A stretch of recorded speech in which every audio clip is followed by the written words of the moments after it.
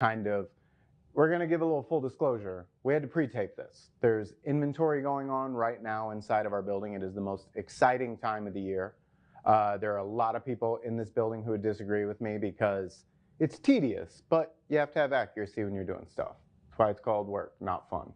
But it's the best time of the year because you get to see a lot of stuff that you forgot that we had in inventory. It's really nice. So we lucked out, nabbed some stuff ahead of time. Usually we kind of do good, better, best, kind of show you a little bit of everything.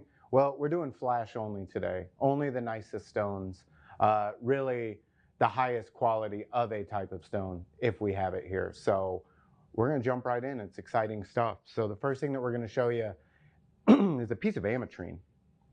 And ametrine is always exciting. What you want to look for in a really nice piece of ametrine is a 50-50 split. The closest you can get to half of the stone being amethyst, half of the stone being citrine. And this is a perfect example of it. And this one here in front of us is an 80.37 carat emerald cut. You'll almost always see emerald cuts in this. You might see some rounds or ovals, but traditionally you're going to see, emerald cut because it really highlights that split. So this is one of the stones that we went into an older business and they had quality material that had not been on the market in probably 35, 40 years. You've heard both Jay and I talk about that. So this is just really great material. And when something like this pops out, to us, we're like, we have to have that. We haven't seen anything like this in so long. In a lot of cases, things like these aren't being produced anymore. And you really just don't see it at trade shows. You'll see some ametrine. It's not as common as you used to see it because the sizes are getting smaller and smaller and smaller. But these had large size pieces, high carat weights that we just hadn't seen in so long. So we made sure to get at least 3 or 4 of them. We also got some really large just amethysts by themselves. And they don't last long once they hit the web because people, they're not used to seeing that kind of quality material being produced anymore. So we're really lucky. This is one that, as I was going through trays that were available to us to do, this one was immediate. The way that color just stops right in the middle of the stone, it's kind of an exciting thing to see.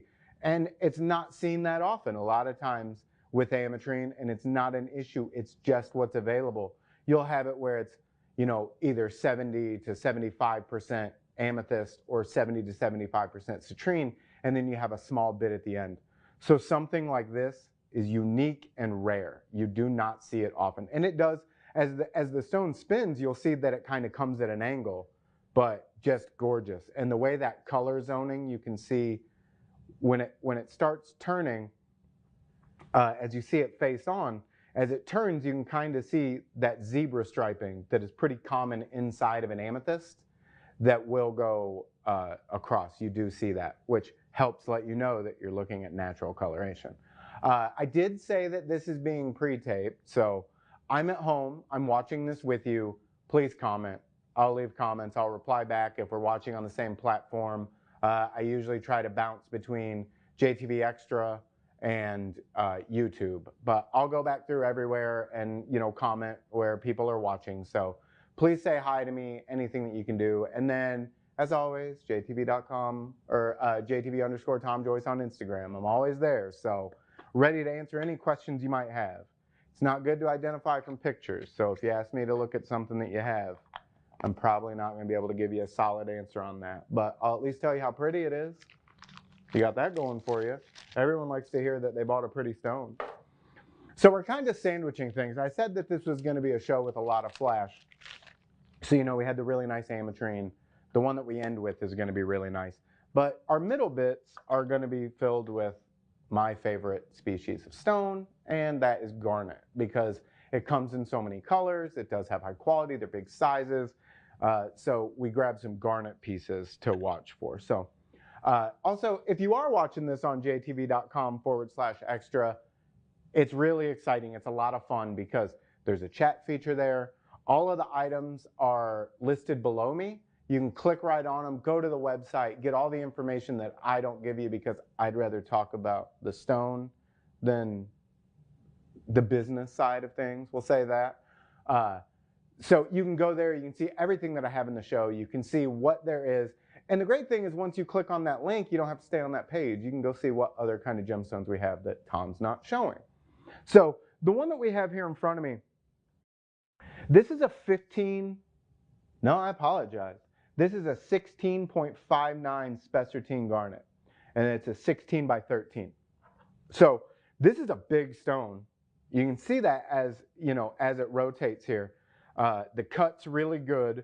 The color and saturation, which one of the things that's so great about garnet, they're always saturated very well. You will have some oversaturation. Some of them are over dark.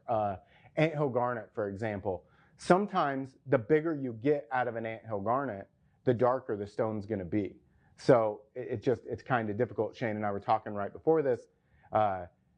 He said something about a stone being on the iron side of something. Iron is, you know, what causes color in a lot of stones and garnets, red garnets especially.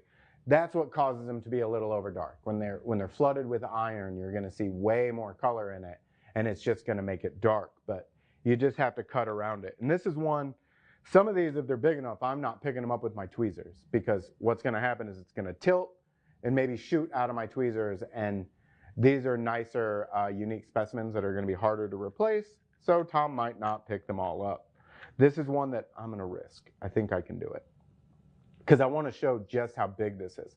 So the spessartine variety of garnet, you know, it's typical that you'll see reddish oranges to, you know, more rust colored stones.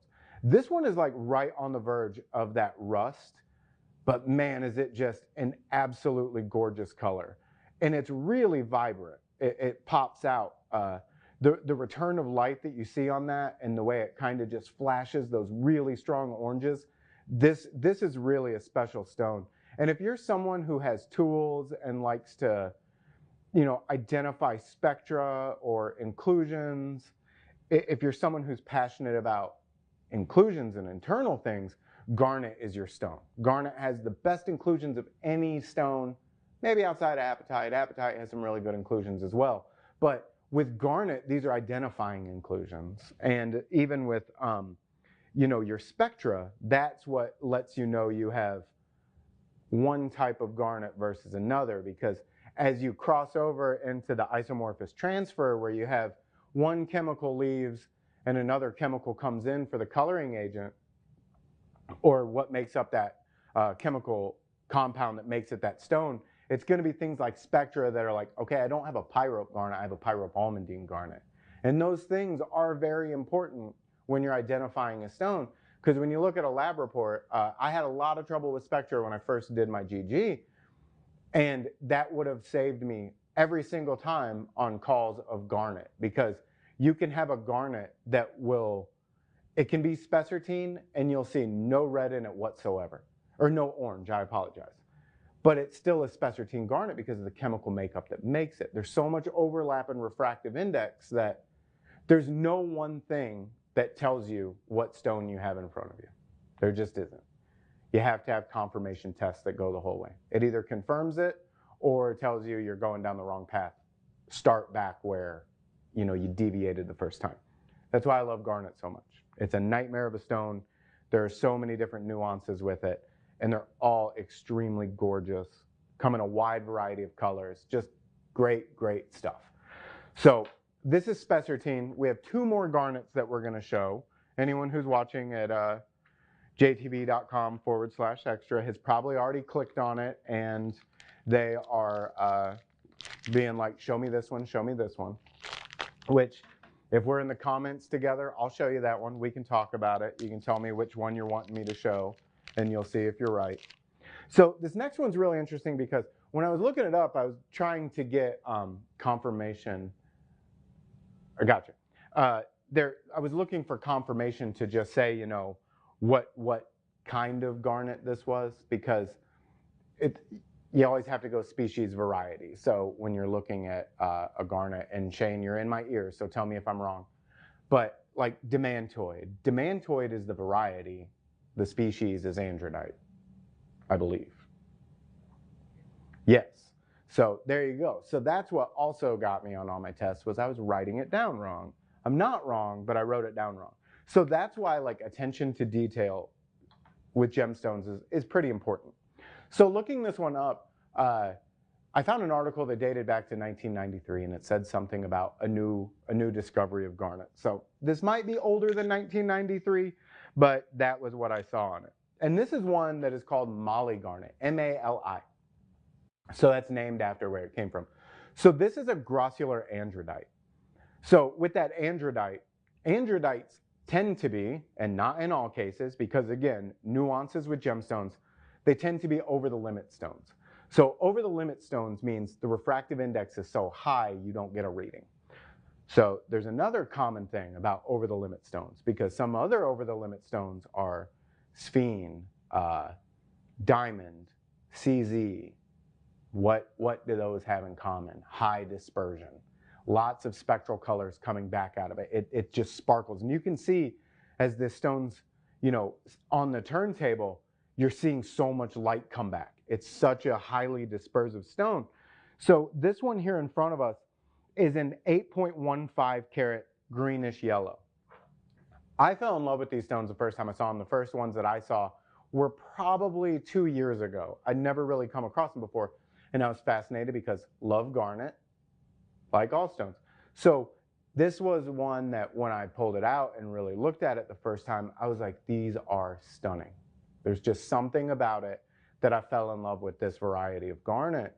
And I'd never seen it before, and I wanted to see more. So we ended up getting a few of these. This came from the same place where we got the ametrine, just high quality, hadn't been seen for a while. And this is one that I still hadn't seen. I was actually excited. I went to Quartzsite, Arizona around the turn of New Year. I spent New Year in California, but we were out there that time because that's when some of these shows kick off. Like Tucson is a month-long thing, but there's always shows going on elsewhere, and Quartzsite's no different. So I went to Quartzsite, and I actually was excited because I bought a bag of Mali garnet rough, and just really excited. What am I going to do with it? Don't know, don't care, but I have it. That's the important thing. So that's how much I love Mali garnet. It's how much I love gemstones in general, because I'm a collector more than I'm anything else. I want to have it to say that I have it, and down the road, if I want to try and do something with it, I'll do it. But if not, I'm going to appreciate it and look at it. So this is another really big one. Any of these high dispersive stones, and especially like with these, because you can see them on the hand, like it's a good size. It's not absurd to think this would be a ring, because if you're making this in a ring, you want someone to look at your hands. You want someone to pay attention to you while you're talking. But it really is something that this would look great as a pendant, because anytime you have stones that are really dispersive, you want them to move. You want light to catch it at all these different angles, because everything that happens, the same way you cut a diamond, is you want the facets on the bottom. So basically, everything is about returning light to your eyes. That's how you interpret color. It's how you see spectral colors. It's what makes it attractive. So basically, light enters the stone, gets split away, and the full rainbow goes in. The colors that you're seeing are the ones that were not absorbed by that stone. That's why getting a spectra is so great. But basically what will happen, in a well-proportioned stone is very important with one that gives off dispersion. Because what will happen is light will enter either through the table or the crown facets, and it comes straight down. It hits a facet on the inside, kicks over, hits another facet, and comes back up to you. So light goes in, bounces around for a second, and comes right back to you. If you have angles that aren't there, that light's going to bounce around and maybe shoot out the side, come back out one of the crown facets on the elongated end, and then you're not going to see the color and sparkle that you really want. So in rubies, sapphires, and emeralds, they don't have a lot of dispersion or brilliance. It's the color is what you want. Color and clarity are the most important things. So they'll be cut a little bit lopsided. You might shave off ends where they're just trying to maximize the color. On a stone like garnet, they're generally eye clean. The color is great, but they have other features that you're really going to want to see. So traditionally, you'll see really well cut garnets. The only difference that you might have, the spessartine was one that you will see that a lot in. It might just be a little bit shallow where they're trying to lighten the color up some, but this is one that we'll show on the side because I think this is always interesting to see that, you know, even when you're doing the soft stone pickup here, that the girdle is well maintained. It's proportional when it goes down into the cula or keel line, if that's what you would call it on ovals and emerald cuts. The line that you see down the bottom, that's the keel line. And on a pointed stone, like around, it's a culet. So education, information, there's always something.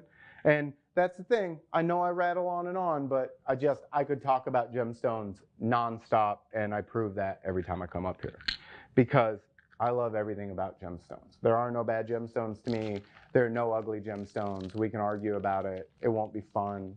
But everyone's entitled to their own opinion. You might not like all of them that I'm showing you, but I do. That's why I'm showing them to you. So we have one more garnet that we're going to wrap up our little garnet segment with on this Sunday. And this one is really nice because these are kind of showstopper things that the blue variety of this stone, the blue color, isn't being mined anymore. It was a quick run stone. So this is a color change garnet. A 5.38 carat. So on a stone like this, it's a big stone. When this color change stuff came out, I'm just trying to see if, yeah, you can kind of see a little bit of a shift there. I'm just using my cell phone camera on this. I'm really vocal about how the changeover to LED lights has really made it more difficult to see and appreciate a color change stone. So a lot of times with LED lights, they're very energy efficient. We're not going to argue over that. It has to be done. It's not everybody's favorite thing to discuss. It is what it is. So color change is when you go from a soft, cool light to a warm light, vice versa.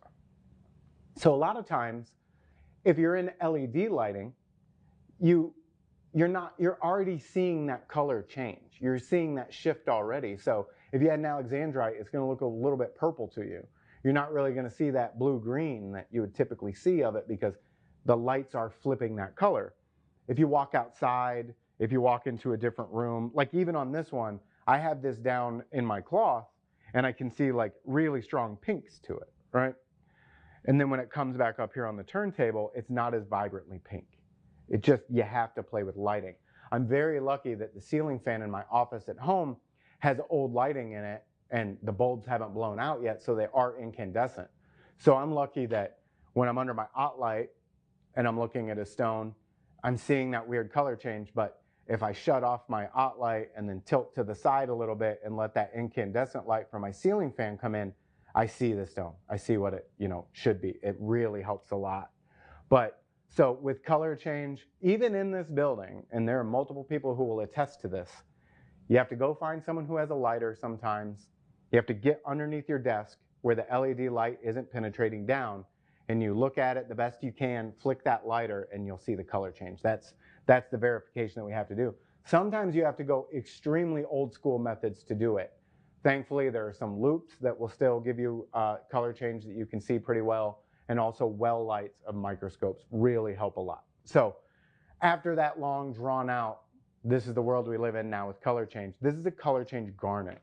And these really are, I don't want to say rare, but they're more rare than a lot of color change stones. They're not just widely sought after. It's something that, it's a color change garnet. There's nothing wrong with that, but alexandrite, Brazilian alexandrite, a lot of color change stones are going to have a higher value and rarity to them because they're so highly sought after.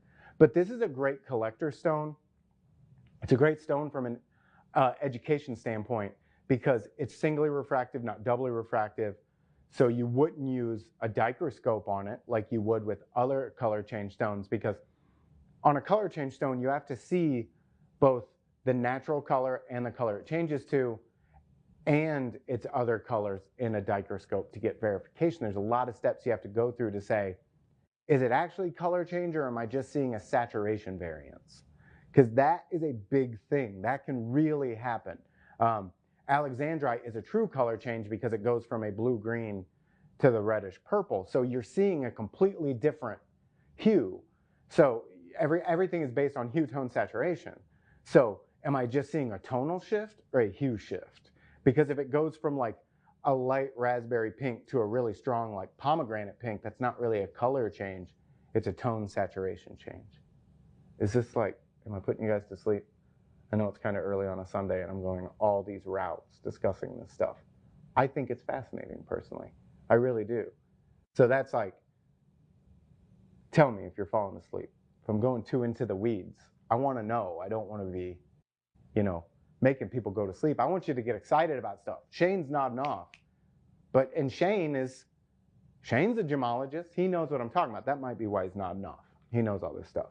But he's studying. He's taking tests. He's got a big test he's about to pass next week. A lot of people in the building are taking tests that they passed. I'm excited for them. We need more gemologists. We need more in the world. So I'm not going to say we're saving the best for last, but we're kind of sandwiching it in because we had all the garnet. So we're doing the varieties that aren't garnet, or the species that aren't garnet, at the beginning and the end. And this is another one, high quality. This is something that when we all saw it, Jay, George, and I, it was like no brainer. It's like when we were picking stuff out to bring back and to get, we were all like, we're getting the Boulder Opal, right? Like without a doubt. And we definitely did. So I'll tilt this one up some, Shane, so you don't have to work too hard on it. Just try and keep my hand out of the way. Ooh, all that color that shoots off. So we had done some black opal recently and some Ethiopian opal recently. So this is Australian opal, just like those, but there's just something about Australian opal. I like Ethiopian opal. I had actually posted one, like I say about inventory. I walked over to one of our other areas the other day, and I was talking to a gemologist as they were archiving some of our internal collection type stuff. And I walk up and she hands me this Ethiopian opal. It's probably 35 carats maybe, and it has the most amazing flagstone flash pattern on it, Harlequin. And it was just stunning. And when you see Ethiopian opal, they're more crystalline, I guess you would say. They have a lot of crystal to them. They're more transparent. But there's something about the flashes on an Australian opal that just really are something so special. And we were actually talking the other day, and Shane, again, you're in my ear so you can tell me if I'm incorrect on this one, but I felt pretty confident saying this. Of all the opal locales that something comes from, Ethiopia is the only one that you commonly will see faceted. Everything else is almost like a free form or a cabochon. You don't normally see it faceted, and that's what makes Ethiopian so unique. Yeah, never seen a faceted. Almost always a cabochon, free form, or a rub, which a rub is just a free form where you're chasing color. And this one is kind of the same way. So with this being Boulder opal, I'll turn this around so you can actually see the back. It's where all those spheres have just settled onto a piece of rock. Because would this be considered Koroite, Shane? We usually will put that in the description. Yeah, ironstone, great, yes. So not Koroite. But you can even see in these veins here in the back, you'll see little flashes of where that play of color has seeped all the way through. So basically what will happen is you'll tend to crack this. It'll be completely ironstone all the way around. And when they crack it, it really is like they have no idea what's going to come out. It could be absolutely nothing, or it could be $1 million stone. You just don't know. You've probably seen on videos on the internet of where a stone will be held together with tape. You'll see like blue masking tape on it or painter's tape. And then they'll just take it and split it open. Those are the finest of the fine. They'll usually crack it along one of these veins. We actually, last year we were filming some stuff and I was with one of our old employees, Amy, and we were walking through and we were looking at an Australian opal booth and they actually cracked one of these. And it was really interesting. It wasn't a letdown. I'm not gonna say it was a letdown. It wasn't a 1 in a million stone, but it was really interesting to watch because these veins that go through the stone, that's where they hammer and tap. That they want to get it on a natural split because then it'll break open naturally. Anyone who knows the physics of a stone without being a physicist or something. They're just, when you know a stone, when you're an opal whisperer or something, it's pretty easy for you to know where to crack it. It's almost like a diamantier. It's a brooder, I guess you would say. A good person who works a lot with diamond material knows exactly where to hit it to break it perfectly. And it's no different than an opal. And then once they get it open, they'll just give it a little rub across the top to really bring that color out the best that it can. But this is really just a unique, one-of-a-kind piece. That orange that's over here by my finger, sorry, you can see it pop out some. There it goes right there. Just fascinating. Really unique, high-quality piece and a collector's stone for sure. And that's a good thing. You know, I tend to not give prices because I'm not hard selling you on anything. I want to present to you good stuff. If you're interested in any of this material, you can go to Jadora.com, shop all gemstones, and you'll find everything there. Great search features, everything you can want. If you watch us on jtv.com/extra, everything's down below you. You can hit that little shop button, and it's going to take you to see everything in the show. And then you can kind of click around and go see what else we have in inventory. It's really exciting stuff. I love all these stones. As always, we're going to have a special American gemstone segment tomorrow because we're in the week of 4th of July.